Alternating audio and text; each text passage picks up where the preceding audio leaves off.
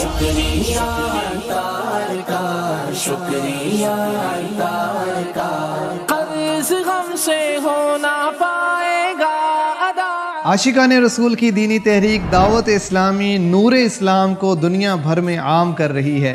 بالخصوص وطن عزیز پاکستان میں مختلف ڈپارٹمنٹس کے ذریعے، دینی کاموں کے ذریعے بہت بڑے پیمانے پر خدمت دین کا سلسلہ ہے۔